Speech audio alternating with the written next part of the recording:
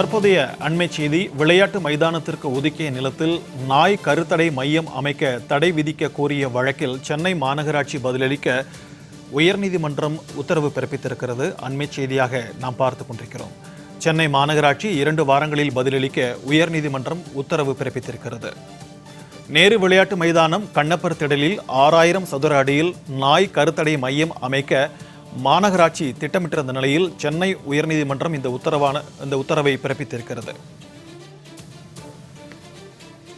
சென்னை மாநகராட்சி நடவடிக்கை எதிர்த்து சூளையை சேர்ந்த அன்னை கல்வி அறக்கட்டளை தொடர்ந்த வழக்கில் இந்த உத்தரவானது பிறப்பிக்கப்பட்டிருக்கிறது.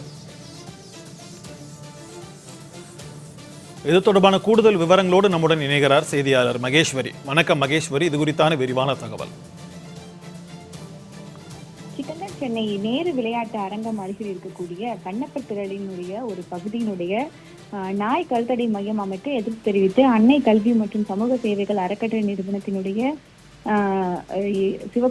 சிவகுணசேகரன் என்பவர் தான் சென்னை உயர்நீதிமன்றத்தில் வழக்கு ஒன்றை தொடர்கிறார். அவர் தாக்கல் செய்த அந்த மனுவில் கூறுவது என்னவென்றால், விளையாட்டு மைதானத்துக்கு ஒதுக்கப்பட்ட இடங்களை வேறு எந்தவித பணிகளுக்கும் பயன்படுத்தக்கூடாது என்று சென்னை உயர்நீதிமன்றத்தில் பல்வேறு வழக்குகளில் உத்தரவிட்டுள்ளதாக தெரிவித்துள்ளார். அதாவது கண்ணப்பட்டிடலில் நாய் கருத்தடை மையம் அமைக்கக்கூடிய மாநகராட்சியினுடைய திட்டத்திற்கு தடை விதிக்க வேண்டும் என்றும் அவர் தாக்கல் செய்த அந்த மனுவில் கோரிக்கையாக முன்வைக்கிறார். இந்த வழக்கு என்பது சென்னை உயர்நீதிமன்றத்தினுடைய தலைமை நீதியரசு ஸ்ரீவத்சா மற்றும் நீதியரசு சுந்தர்மோகன் அடங்கிய அமர்வு விசாரணைக்கு எடுத்துக் கொள்ளப்படுகிறது. அப்போது மாநகராட்சி சார்பில் உச்சநீதிமன்றத்தினுடைய உத்தரவின் அடிப்படையில் தான் தெருநாய்களுக்கு கருத்தடை செய்யக்கூடிய மையம் அமைக்கப்படுகிறது என்றும், விளையாட்டு மைதானம் முழுமையாக மாற்றப்படவில்லை என்றும், அதனுடைய ஒரு பகுதியான 6000 சதுர அடியில் மட்டுமே நாய் கருத்தடை மையம் அமைக்க திட்டமிடப்பட்டுள்ளதாக தெரிவிக்கப்பட்டது.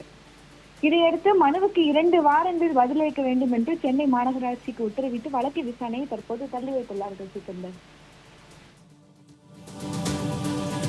விரிவான தகவல்களுக்கு நன்றி மகேஸ்வரி.